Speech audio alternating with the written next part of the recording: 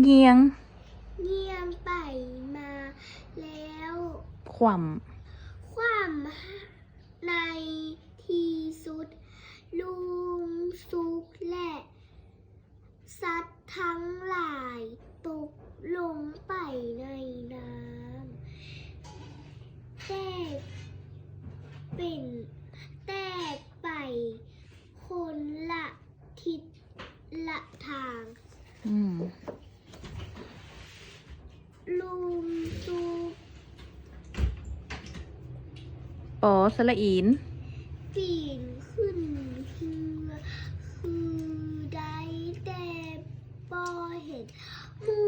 ของลาวเป็นห่วงเขาเจ้าหลายจึงฮ้องขึ้นพวกเจ้าอยู่ใส่ตอบค่อยแน่งงลุงซุกค่อยอยู่พี่ค่อยอยู่กองต้นไม้ ต้นไม้ต้น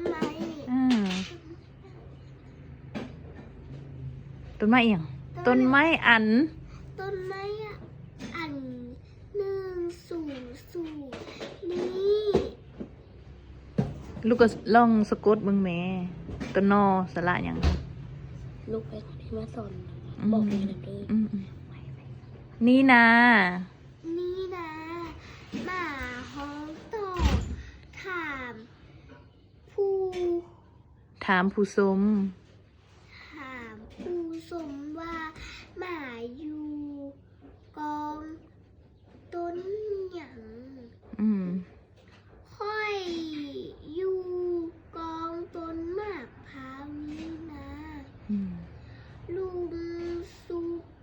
จึงพายเรือไปหักมาเอามาอยู่กองต้นมะพร้าวและซอกหา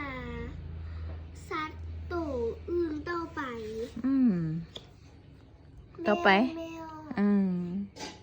ลุงซุกค่อยอยู่นี่ตัวพอสละอีพี่ตัวลุงไม่โทรพี่ค่อยอยู่กองต้นแล้วมึงก็ไม่พอบอกอันหนึ่งใบใหญ่นี้นะแม่แอลฮ้องตอบถามผู้ชมว่าแมวอยู่กองต้นอย่างค่อยอยู่กองต้นมากไว้นี้นะพี่ตัวพี่นะลุงสุกจึงพายเรือไปหับเอาแมวอยู่กองต้นมากไว้เล็กซอกหาสัตว์ตัวอื่นต่อไปจริงแม่ลุงซุกค่อยอยู่พี่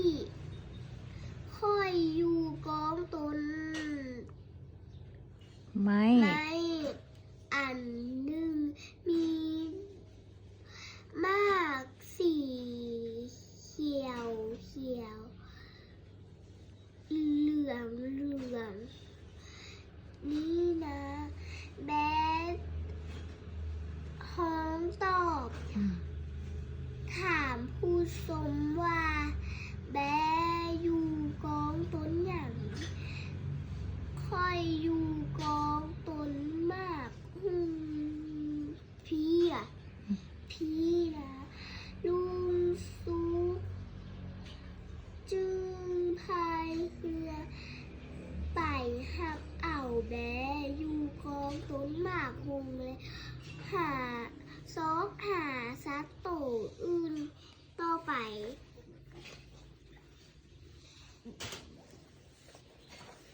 บ่อยอ่ะ บุยอ่านละเหมือนละบุยอ่านแล้วก็เศร้าโอ้ยเด็กป .2 อ่านนิทาน